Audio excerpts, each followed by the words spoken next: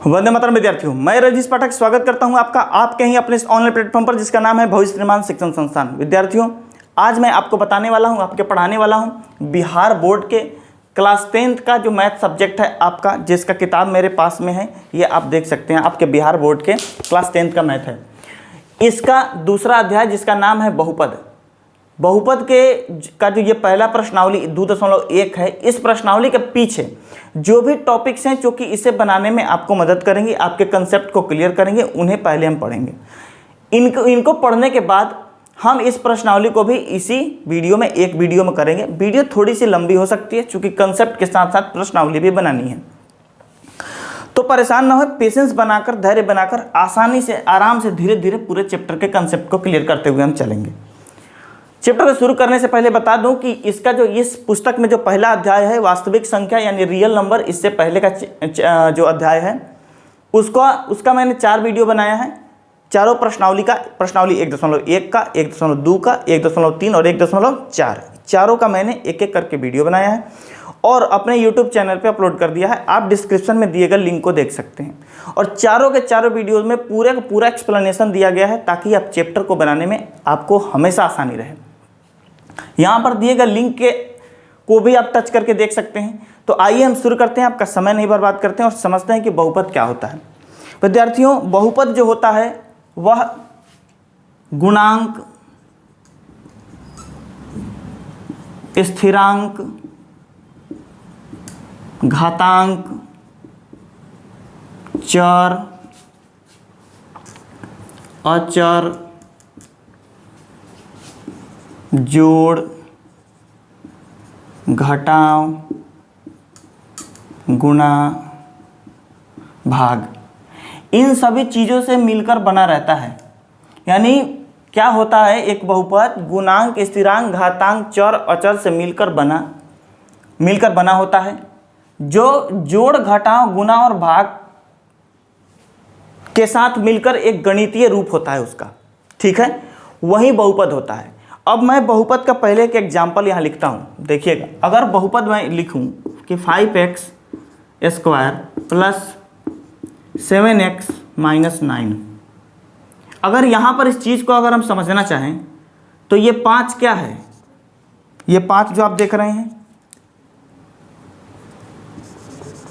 यह गुणांक है, ये 7 क्या है, एक गुणांक है, यह 5 एक गुणांक है, 7 एक गुणांक है, ये 9 क्या है, तो 9 एक कांस्टेंट है। क्या है, कांस्टेंट है। कांस्टेंट बोले तो स्थिरांक है। क्या है, स्थिरांक है। उसके बाद यहाँ आप जो ये 5 देख रहे हैं, ये दोनों 5 और 7 इस x के साथ किस चीज़ में है, गुणांक है, यानी कोएफिशिएंट हैं, गुणांक हैं, इंग्लिश में कोएफिशिएंट हैं। क्या है, कोएफिशिएंट हैं। ये जो आप यहाँ पर ये 2 देख रहे हैं और इसके ऊपर शून्य छुपा हुआ है, सॉरी यहाँ पर 1 छुपा हुआ है। क्या छुपा हुआ है, 1 छुपा हुआ है। ये एक्सपोनेंट हैं, एक्सपोनेंट हैं यानी घातांक हैं। क्या है, घातांक हैं। और यहाँ पर आप देख रहे हैं जोड़, यहाँ है घटाव, और इस 5 और x के बीच में मल्टीप्लाई है, इस 7 और x के बीच में मल्टीप्लाई है। तो ये सारी की सारी चीज़ें जिससे गणितीय रूप तैयार होता है, किनका, गुणांक का, स्थिरांक का, घातांक का, चर का, अचर का, इन सब को मिलाकर जो गणितीय रूप दिया जाता है उसी को बहुपद कहा जाता है। क्या कहा जाता है, बहुपद कहा जाता है। तो आई होप आप बहुपद को एक अच्छे तरीके से समझ गए होंगे। क्लियर। तो आप जब इसे अच्छे तरीके से समझ गए हैं, हम 2-4 एग्जाम्पल आपके सामने रख रहे हैं। जैसे अगर हम यहाँ लिखें 7x माइनस 3, तो क्या यह बहुपद है, यह बहुपद बिल्कुल है। क्यों बहुपद है, क्योंकि x टू दी पावर यहाँ पर 1 है। क्या है, x का पावर 1 है। सीधा सीधा एक अंक लिखे 5, क्या ये बहुपद है, ये भी बिल्कुल बहुपद है। कैसे बहुपद है, क्योंकि यहाँ पर अगर मल्टीप्लाई में हम x टू दी पावर 0 करें, और हमने आपको बताया है कि किसी भी संख्या का पावर 0 होने पर उसका रिजल्ट क्या हो जाता है, 1 हो जाता है। क्या हो जाता है, 1 हो जाता है। तो जैसे ही 5 मल्टीप्लाई 1 करेंगे हमें फिर से 5 मिल जाएगा और मानने में कोई फर्क नहीं पड़ेगा। तो 5 multiply x to the power 0, यह मान के चलना है कि यह क्या है, बहुपद है, और है भी क्या है, बहुपद है। बहुपद ना होने के कुछ एग्जाम्पल्स हैं, जैसे 1/x² + 5 लिख दें, यह बहुपद नहीं है। ये क्या है? बहुपद नहीं है। हम लिख दें √x + 5, यह क्या है? बहुपद नहीं है। ये सब बहुपद नहीं है। तो बहुपद के एग्जाम्पल कुछ इस तरीके से हैं। बहुपद को आप और भी बहुत सारे, जैसे कि यहाँ पर आप लिख सकते हैं x² + 9x + 10 लिख सकते हैं, 5x + √4 का रिजल्ट निकल जाएगा √5x + 6। ये क्या है? बहुपद है। तो आई होप आप बहुपद को क्लियर तरीके से, अच्छे तरीके से आप समझ गए होंगे। अब हम समझते हैं, बोर्ड को एक बार साफ करते हैं और हम समझते हैं बहुपद के घातों को और बहुपद के प्रकार को।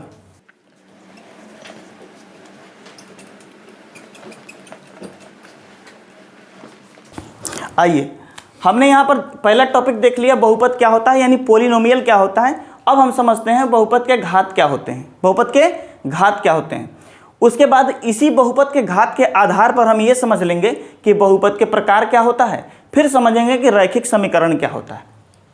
आइए देखते हैं। अब बहुपद के घात, हम यहाँ पर 2, 4, 5 बहुपद लिखते हैं। जैसे एक नंबर में 5, 2, 5x² 5x, 5x² + 4, 9x² + 4x + 10, 4x cube, 3x + 8,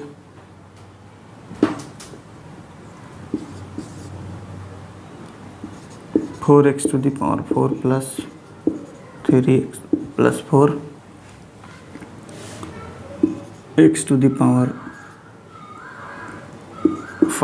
+ 9। Clear? अब इतने ही फिलहाल हम देख लेते हैं इन्हीं को।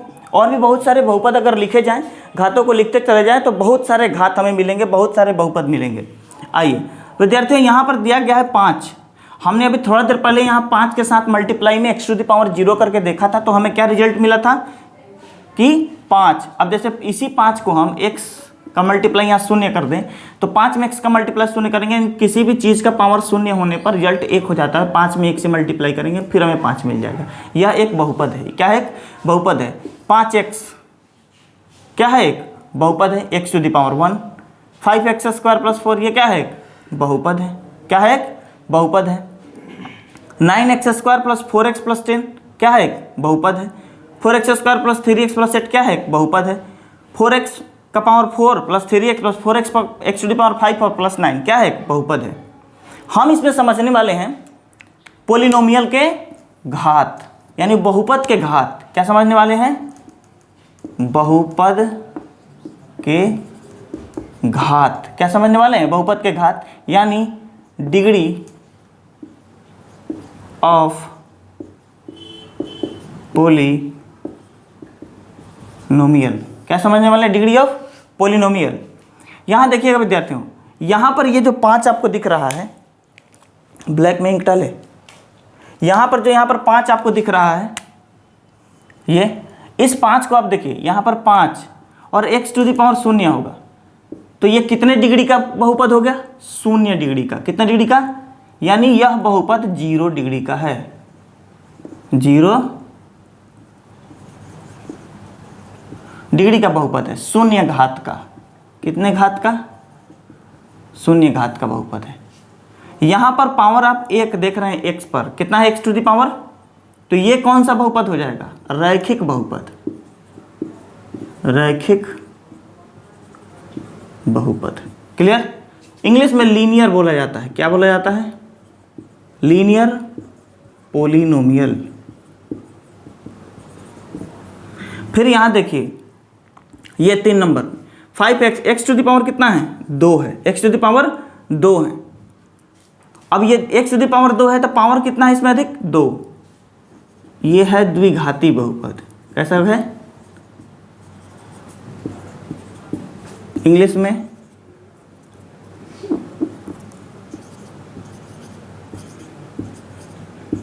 Quadratic polynomial.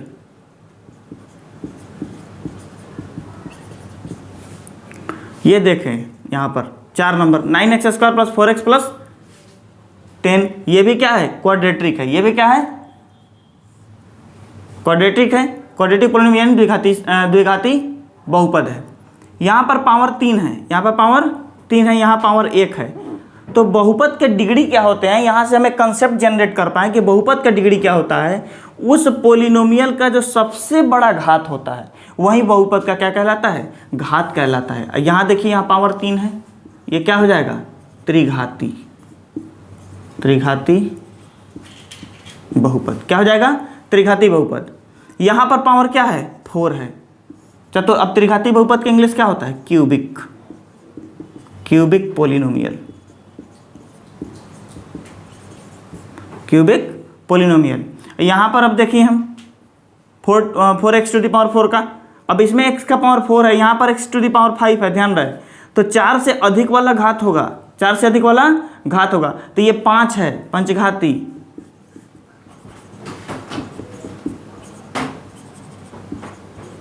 अगर इससे एक पावर कम रहता, मानते हैं यहीं पे ये पंचघाती, ये अगर 4 ही रहता, ये 5 ना होके यहाँ पर 3 होता, क्या होता, तो सबसे बड़ा 4 हो जाता।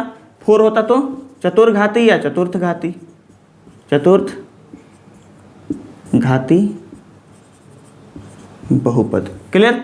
इंग्लिश में बाई क्वाड्रेटिक, क्या, बाई क्वाड्रेटिक पोलिनोमियल।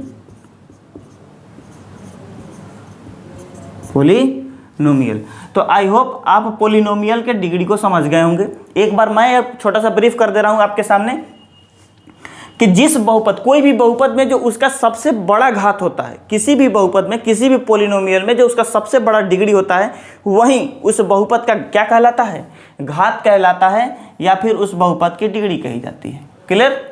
तो आई होप आप इस चीज़ को समझ गए होंगे। अब हम बढ़ते हैं बहुपद के प्रकार के तरफ। किसके तरफ, प्रकार के तरफ।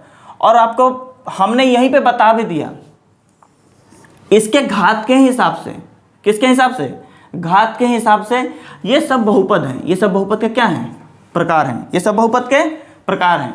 कौन सा, रैखिक बहुपद, द्विघाती बहुपद, त्रिघाती बहुपद, चतुर्थघाती बहुपद, शून्य घात का बहुपद। ये सब क्या है, बहुपद के प्रकार हैं। ये सब क्या है, बहुपद के प्रकार हैं। तो आई होप आप इन सब चीज़ों को क्लियरिटी से समझते हुए आगे बढ़ गए होंगे, आप इन सब चीज़ों को समझ गए होंगे। अब हम समझते हैं कि रैखिक समीकरण, ये जो रैखिक बहुपद आप देख रहे हैं, इसे अगर समीकरण के तौर पे देखें तो रैखिक समीकरण का शून्यक क्या होता है, क्या होता है, शून्यक यानी जीरो। किसी भी समीकरण का जीरोस क्या होता है, इसके बारे में अब हम समझने का प्रयास करते हैं। उसके लिए मैं एक बार बोर्ड को साफ कर लेता हूँ।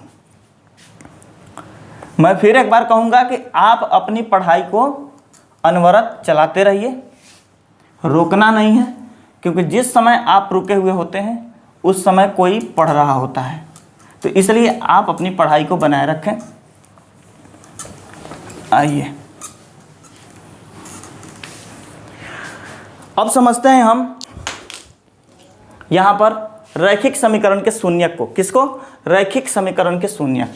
किस टॉपिक को समझना है हमें, रैखिक समीकरण के शून्यक को।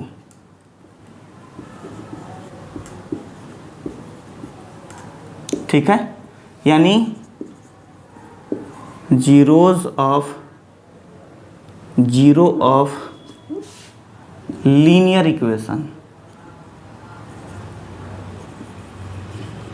लीनियर इक्वेशन बोलिए या बहुपद बोलिए, क्या बोलिए, इक्वेशन में अंतर हो जाता है क्या कि इक्वल करके जीरो दे देते हैं, और बहुपद में बस केवल और केवल वही चीज़ लिखा रहता है, इक्वेशन। क्लियर। ये चीज़ समझने वाले हैं। इसे बताने से पहले आपको मैं एक चीज़ याद दिला दूं कि आप अपने क्लास 9th में रैखिक समीकरण को ग्राफ पर बनाने का सीखे होंगे। आपने अपने क्लास 9th में एक रैखिक समीकरण को क्या कहते हैं, ग्राफ पर बनाने का कोशिश किए होंगे, बनाए होंगे। वहाँ पे पढ़ाया गया है, एक चैप्टर है रैखिक समीकरण का है। यहाँ देखिए, लेकिन उस चीज़ को मैं यहाँ पर थोड़ा सा ब्रीफ कर देता हूँ। वहाँ पर आपको बताया गया होगा, एक समीकरण दे दिया गया होगा, एक समीकरण आपके सामने दे दिया गया होगा बहुपद एक दे दिया गया होगा पी एक्स बराबर 4y प्लस 3 दे दिया गया, 4y प्लस 3 दे दिया गया। कहा गया इसका रैखिक समीकरण बताएं, तो कुछ आपने ऐसा बॉक्स बना लिया होगा, ठीक है, आपने ऐसा बॉक्स बना लिया होगा। एक में आपने ये अपना लिख लिया होगा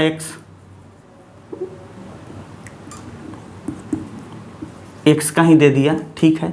तो आपने इस x को x बराबर इतना दिया होगा, बोला होगा इसका रैखिक इसका समीकरण बनाइए। तो x है यहाँ पर, ये आपने समीकरण लिख लिया होगा 4y प्लस 3, ठीक है, 4y प्लस 3। और यहाँ आप y का क्या कहते हैं, ये y का मान रखते होंगे और ऊपर x का वैल्यू निकल जाता होगा। जैसे y का मान हमने यहाँ 0 रखा, क्या रखा, 0 रखा, तो x का वैल्यू यहाँ निकल जाएगा कितना, 3। y का वैल्यू 1 रखा तो x का वैल्यू कितना, 7। y का वैल्यू 2 रखा तो x का वैल्यू 11। समझ पा रहे हैं बात आपको? यानी y का वैल्यू जब हम 0 रखेंगे तब 4 इंटू 0 प्लस 3 कितना आएगा, 3 आएगा। ये 4 और 0 0 हो जाएगा, 0 में 3 जोड़ेंगे 3 होगा। फिर अगर y के जगह पर हम क्या रखें, 1, ये 4 के y के जगह पर अगर हम 1 रखें, 3 जोड़ें तो 4 एकम 4 आ जोड़ 3 कितना होगा, 7। तो जब 1 रखेंगे y की जगह पर तो x का मान कितना आएगा, 7 आएगा। जब 2 रखेंगे y की जगह पर तो x का मान कितना आएगा, 11 आएगा। फिर आपने एक ऐसा संख्या रेखा अपना खींच लिया होगा और यहाँ से 1 2 3 4 5 6 फिर इधर काटा होगा आप, ठीक है, काट के और फिर उस पर एक इस तरीके से जो भी आया होगा आपने बना दिया, मिला दिया होगा।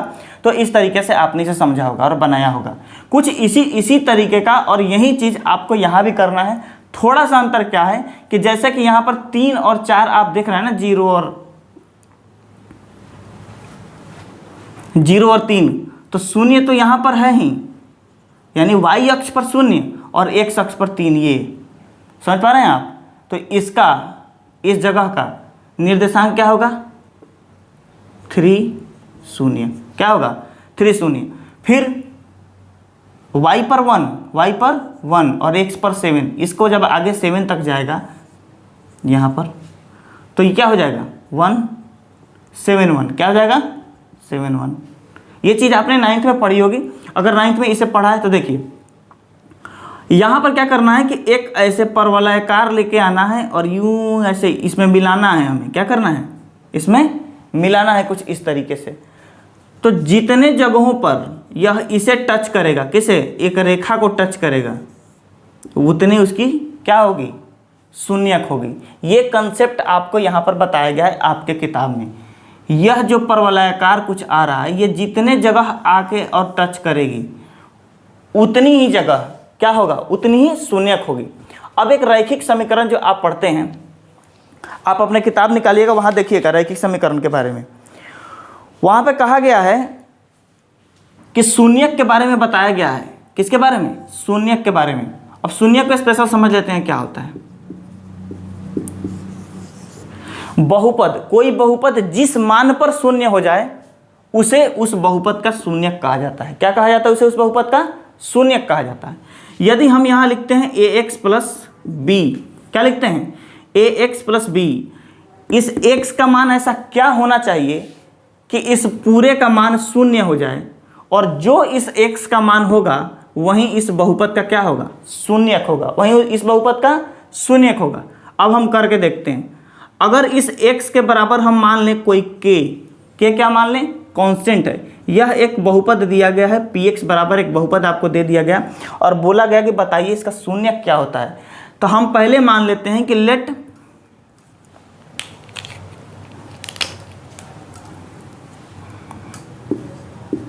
माना कि x बराबर k, या फिर आप इसे ऐसे मान सकते हैं कि माना कि px का k एक शून्यक है, एक शून्यक है। माना कि px का, इस px यानी इस बहुपद का यह k एक क्या है, शून्यक है। जब k एक शून्यक हमने मान लिया तब pk क्या लिखेंगे यहाँ, pk मूवी नहीं आमिर खान का, यहाँ pk देख रहे हैं, देखिए pk। तो इस x की जगह पर k रखेंगे तो a। अब जब पी के शून्यक है ना, तो पी जब के का मान यहाँ रखेंगे तो इसका मान शून्य आ जाएगा। क्या आ जाएगा? शून्य आ जाएगा। तभी तो के इसका शून्यक होगा। हमने बताया कि इस x के किस मान के लिए, जिस मान के लिए इसका ये पूरे पद का वैल्यू ही शून्य हो जाए उसी को शून्यक कहा जाता है। ये मैंने आपको बताया। पी के, तो पी के जैसे ही x की जगह पर के रखेंगे, यहाँ भी तो रखेंगे, तो ए के बराबर बी इज इक्वल टू शून्य। A K plus B is equal to शून्य, यानी शून्य। अब ये जो है ए के बराबर minus B, K is equal to minus B बटा A, K is equal to minus B बटा ए। ये माइनस बी बटा ए जो है, ये के का जो वैल्यू है, यह के तो एक शून्यक है इसका, यानी पी एक्स का अगर हम यहाँ लिखें, इसके बाद यहाँ लिखें पी एक्स का शून्यक, अतः पी एक्स का शून्यक क्या हो जाएगा? माइनस बी बटा ए, माइनस बी बटा ए। तो मुझे उम्मीद है आप शून्यक को समझ गए होंगे। किसे समझ गए होंगे? शून्यक को समझ गए होंगे। विद्यार्थियों, हमने यहाँ पर जितने भी, जैसे रैखिक समीकरण लिखा है, क्या लिखा है? रैखिक समीकरण। आपका चैप्टर ये बहुपद है। हमने एक कंसेप्ट के तौर पर रैखिक समीकरण लिखा था। आप रैखिक समीकरण के जगह पर रैखिक बहुपद लिखेंगे। क्या लिखेंगे? बहुपद, क्योंकि इस चैप्टर में केवल और केवल बहुपद के बारे में ही पढ़ना है। समीकरण में क्या होता है, जैसे हमने लिखा है ए एक्स प्लस बी, यह एक बहुपद है, लेकिन यहीं अगर इज इक्वल टू शून्य लगा दें, यह एक समीकरण हो जाएगा। क्या हो जाएगा?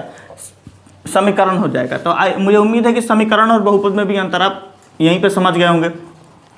तो रैखिक बहुपद के शून्य को भी आप यहाँ समझ गए हैं।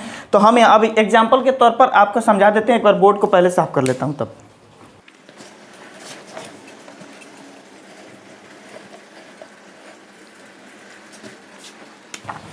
आइए,